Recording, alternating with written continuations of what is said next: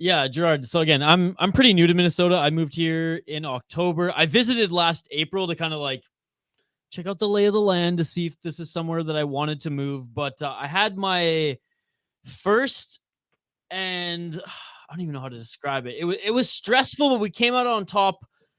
Pull tabs experience. Now, when you first moved to Minnesota, because I know it's very much a Midwestern thing. Like, what was your first pull tabs experience, and are you gonna miss it when you move back to the East Coast? And I answer your second question first, and that is I absolutely miss it. Pull tabs are available in Massachusetts, but you would never see it with how frequently you see it here. It's everywhere. It's everywhere. So when we moved here, my wife, when she was, when she lived in her apartment, one of her roommates in that apartment was from Blaine. And so she had moved back. And so like right after we moved here, we went to go see her, and we went to this bar in Plymouth. I don't remember the name of it now, but she like basically gave us like the crash course in Minnesota. We got pictures of Mick Golden. We sat down, we got pull tabs, and like right away she won like $200, like right away. And the thing about it that was amazing is I was like, oh my God, that's so great for you. Like you won this. And she's like, no, this is for everybody. And for the rest of the night, she was buying Heggies, she was buying pitchers. And it was just like, this is like paradise. Like this is the most fun thing. And to this day, if I am at a bar or brewery or whatever, and they have pull tabs, I'm spending at least $20, and I'm glad to do it. It is just like, it's part of the fabric of doing it. And like, I love it. I'm going to miss it a lot. Well, it's weird too how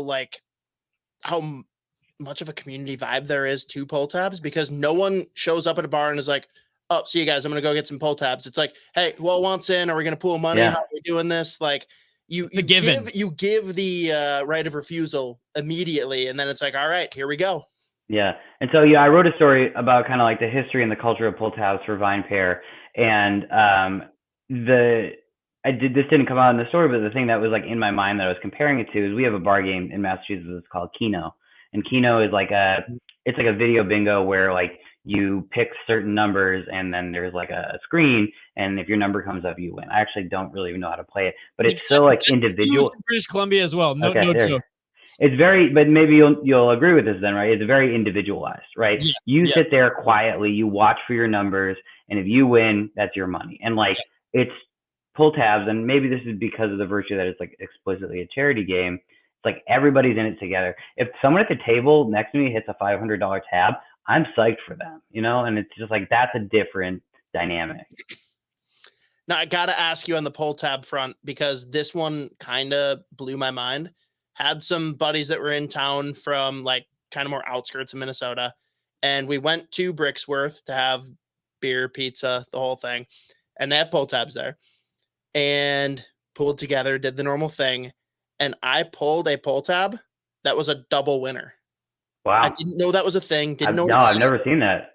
The max winner for these was 100, but it was a $200 card because I pulled the tabs, and the top one and the bottom one both had winner on them. It was the most bizarre thing I'd ever seen. I just didn't know if that was like a mistake or if that's a normal thing that happens. What a great situation to be in, right? And you are like a statistical anomaly. You're the most special boy in the whole place. Like, that's great. No, I've never seen that. I've won in pull tabs plenty of times, and I've never seen that. No. It is something else. Is there anything else then, like just talking the Midwest vibe? Obviously, we're very self-aware that we are different. We're very convinced that we're right on everything. But like, is there anything like pull tabs? It doesn't have to be a game necessarily, but is there anything that stands out as like something you're going to miss when you move back out east? That's like, yeah, I can only get that in Minnesota. Well, parking is one thing, for example. Like, people here love to complain about parking, which is hilarious to me. I even after living here for 9 years, it's never my instinct that if I'm going to a restaurant that they would have a parking lot. Like, why would a city? I live in South Minneapolis. Why would a city restaurant ever have a parking lot? I'll park on the street 3 blocks away and get there and see an empty parking lot. What am I thinking? But I think it's just like, it's like the ease of living here. It's like everyone is like pretty relaxed. It's easy to get anywhere. There's new stuff happening. Like, the food scene here is incredible, and it's like affordable. It's I think people here, they really get up for like when something new happens. Like, everyone is really on board for it. and it happens all the time. And I'm gonna miss that. I'm gonna miss definitely the multicultural aspects of it too, like the ethnic food eating here. Like I would say Minneapolis, in my experience, is like a top 5 Vietnamese food city in America. The Vietnamese food here is incredible. Never mind the African food, like the Ethiopian food you can get here. It's so Oh my God, unique.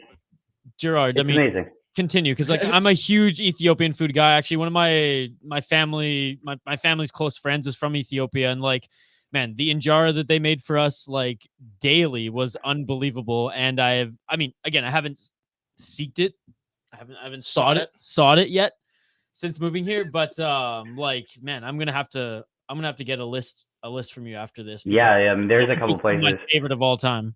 It's not like it wasn't the best food to go and eat during the pandemic, when everyone's like sticking their hands and everything. But let me tell you, there's a lot of East and West African immigration here, and like that has created a fantastic city that serves food that these immigrants prepare, and it's been excellent. And I just don't think like that aspect of it is, you can get anything that you want here just about, right. And it's like, it's pretty unique, and it is a melting pot for sure. And like I've only been here for a short period of time as well. I haven't even spent a whole summer here yet, but I hear even that the music scene here is unbelievable as well. Like obviously, like the New Yorks, the LAs in the United States are like they're the big hubs, but like underrated. People say that Minnesota is one of the better music hubs in the United States. Would you agree?